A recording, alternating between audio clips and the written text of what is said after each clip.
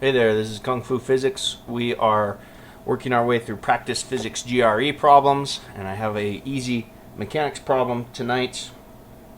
This is one of the blessed few problems on the physics GRE that you could easily do under 2 minutes. Under 2 minutes. Because most of these you have to do just under 2 minutes if you're going to attempt all the problems on the GRE, right? The physics GRE. This is one that you could actually shave off some time, do it really fast in like 30, 45 seconds, and give you a little bit more time on some of the other problems. It's that easy. But you don't want to mess it up, of course. So I'm just going to go into this one and hopefully make this short and sweet. So it's problem 24 off of the 2001 Practice Physics GRE. It looks like this. It's problem 24, 2001. Takes up like half a page. I usually scan the answers, but clearly the answers are just pointing to those diagrams and forcing me to choose some of those. So I can't do anything or glean anything interesting from looking at the answers right off the bat. I need to read the problem. Number 24, a stone is thrown at an angle of 45 degrees above the horizontal x-axis in the plus x direction. If air resistance is ignored, which of the velocity versus time graphs shown above best represents v sub x versus t and v sub y versus t, respectively? So, it's a very easy conceptual problem, and I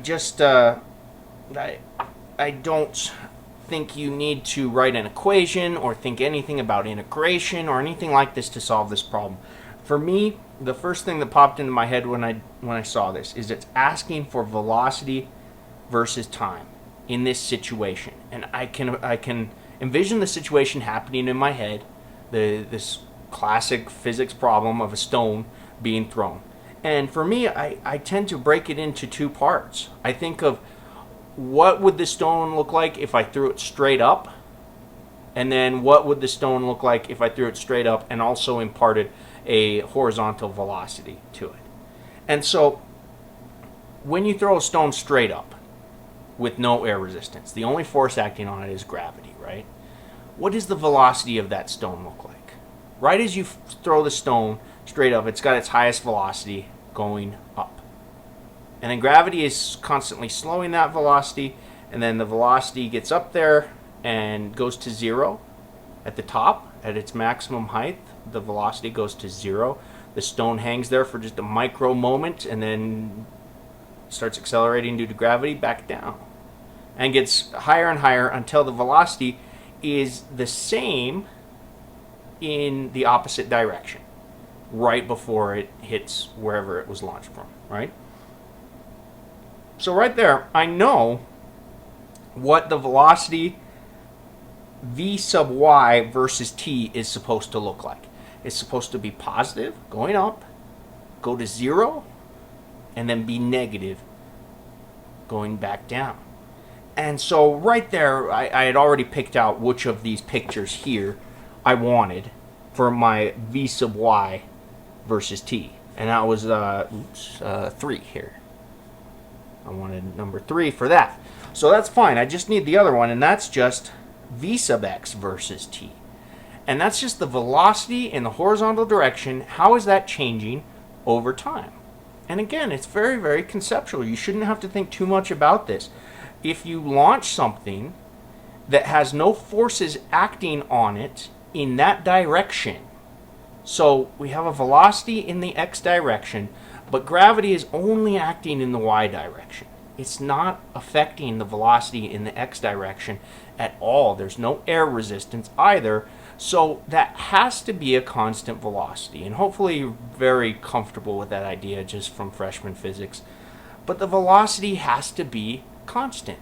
And so there's only 2 pictures here that have a constant velocity. A velocity that is not changing in time, staying constant. And that's this one and this one.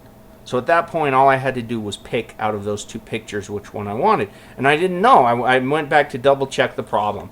It says, and I wanted to make sure, a stone is thrown at an angle 45 above the horizontal axis in the plus x direction. So the velocity is, or the stone is thrown, or it's imparted a velocity in the positive direction. So this is in the negative.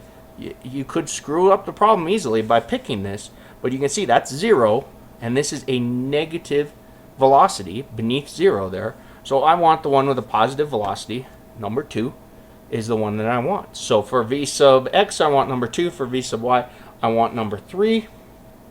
And then they're labeled down here. I want to be paranoid. You know, if they switch these around and I answered hastily, I could screw it up. So I want to make sure. V sub x versus t, I want 2. So there's 3 options there. V sub y versus t, I want 3. So I want 2, 3. Answer C. Answer C is the one I would go with. So, yeah, I'm taking way too much time with this problem. I told myself I would be as short as possible with this. Easy conceptual mechanics problem. Hopefully, if you were actually doing this on the physics GRE and not trying to explain it as you did it, you would be able to do this in like 30 or 40 seconds, best case scenario, and answer it correctly, get the point, and move on. So that's all for tonight. Study hard. See ya.